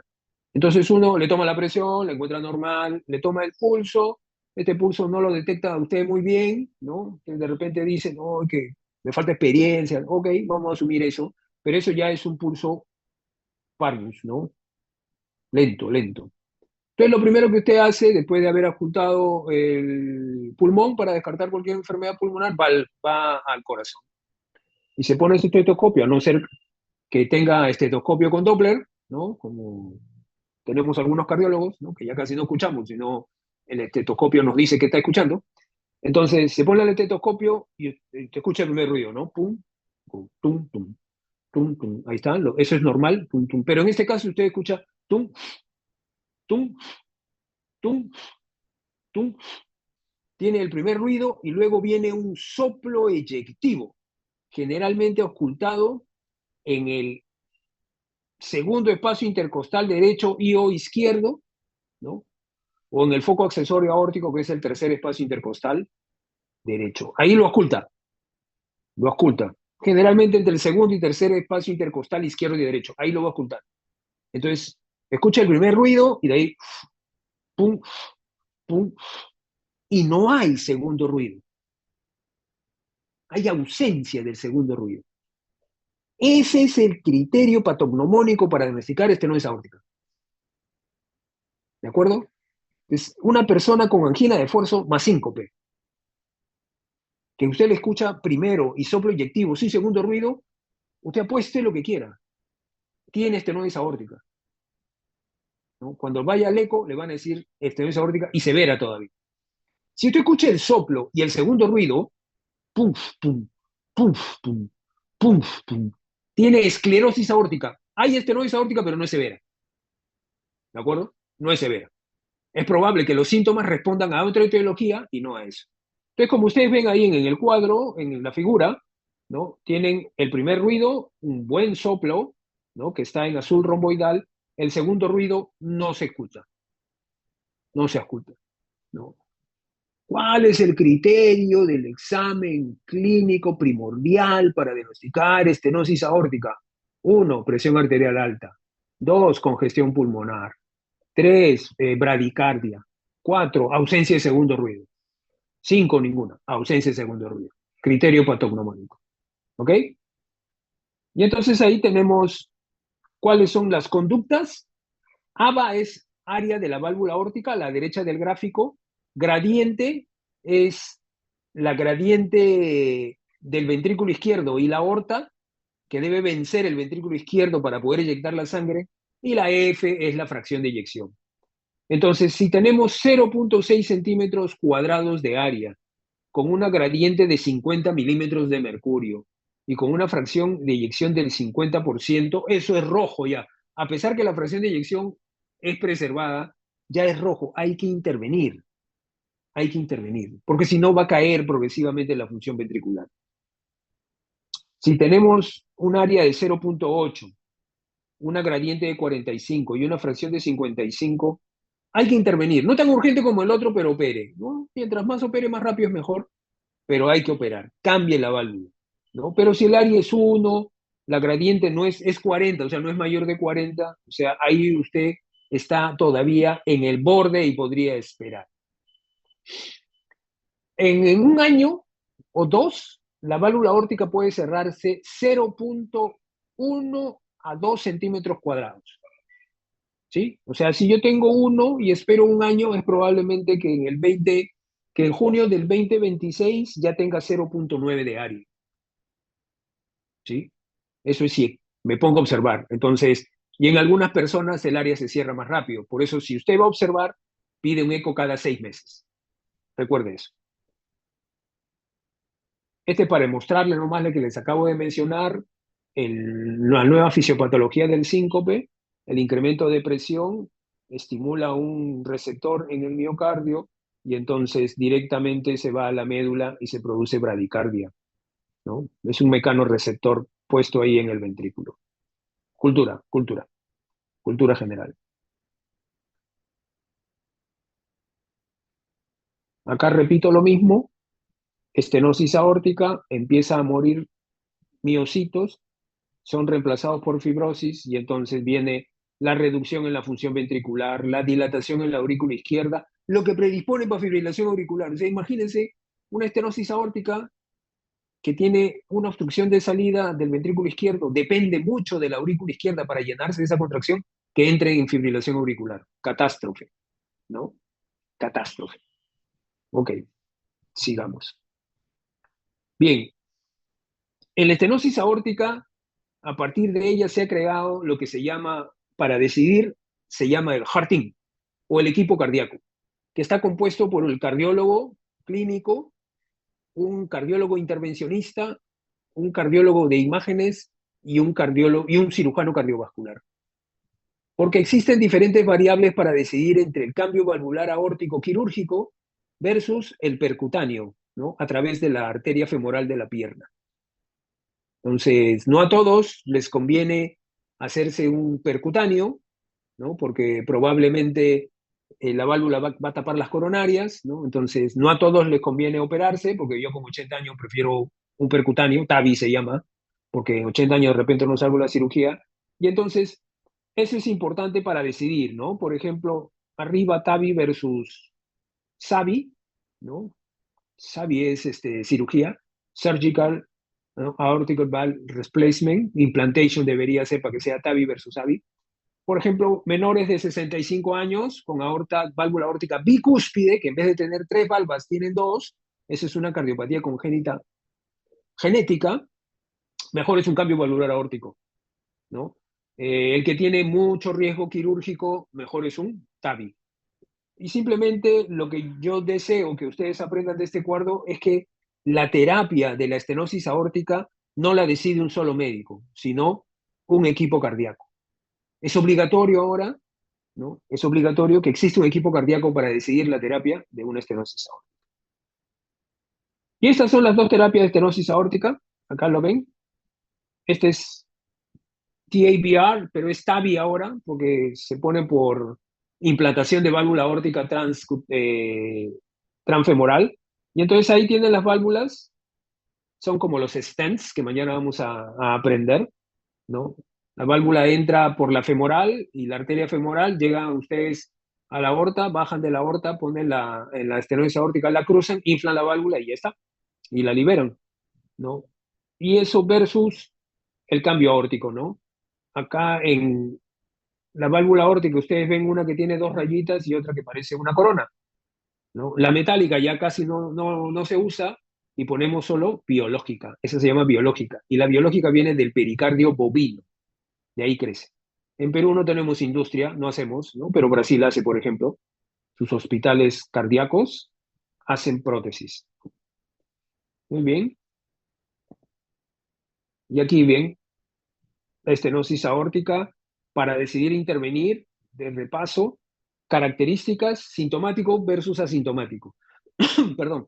Los sintomáticos se intervienen. Ahora viene una fuerte corriente de intervenir a los asintomáticos, pero todavía los estudios clínicos no han demostrado beneficio, sino mayor cantidad de complicaciones que los en asintomáticos. Recuerden que si yo no tengo síntomas y termino teniendo síntomas, entonces la intervención no ha sido exitosa, ¿no? Recuerden la velocidad máxima mayor o igual de 4, ¿no? 4 metros por segundo, eh, y una alta mortalidad si no la reemplazamos, ¿no?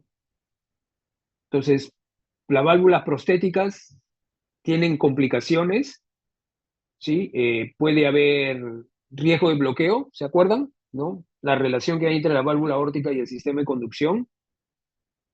Cuando ponemos una prótesis biológica, por ejemplo, si yo tuviera 60 años, aunque ahora es algo relativo, pero vamos a decir, ¿no? 60 años, mejor, 50, porque no tengo. Si tuviera 50 años y tengo estenosis aórtica, yo pediría que me ponga una metálica, porque la metálica me va a durar 15, 20, o sea, hasta los 70, y de ahí ya me operan otra vez ¿no? Vamos a decir, pero si tengo 50 y me ponen una biológica, ¿no? A los 60, 65 ya va a estar mala, porque tiene 10 años de vida nada más, se malogran por el tanto trabajo de inyectivo, ¿no? Entonces, ahí me tendrían que volver a cambiar, ¿no? Entonces, hay bastantes factores para decidir de acuerdo a la edad, por eso un solo médico no debe decidir, el equipo cardíaco.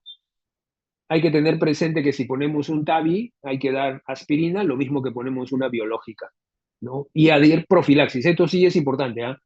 Toda persona con una prótesis, ya sea percutánea o quirúrgica, ¿no? Debe tener profilaxis antibiótica ante trabajos dentales, que son los más frecuentes, ¿no? Porque si no viene lo que se llama endocarditis, que es la infección de la válvula, ¿no? Recuerden que si infecta la válvula aórtica por el tejido fibroso y por continuidad, se va a complicar la mitral, ¿ah? Ya es un desastre, sería, ¿no? Ojo con eso.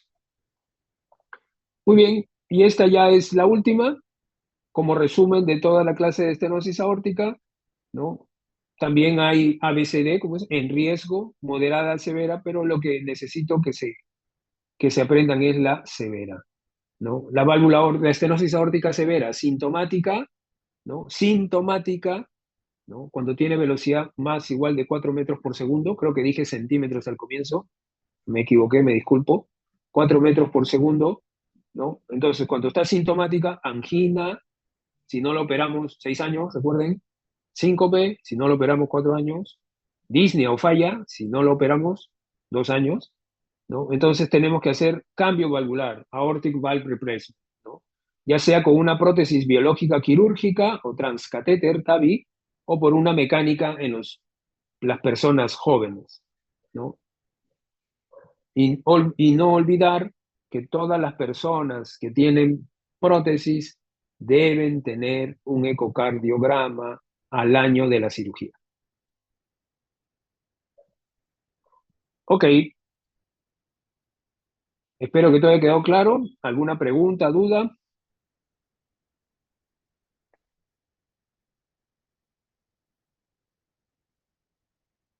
Ninguna, doctor, todo claro. Muy bien, visto que todo claro, mañana sí nos vemos a las 3 en punto, ¿no? Para hacer cardiopatía coronaria, que es bien pesadita. Que tengan buena tarde. Hasta mañana. Gracias, doctor. Buen día. Buena tarde.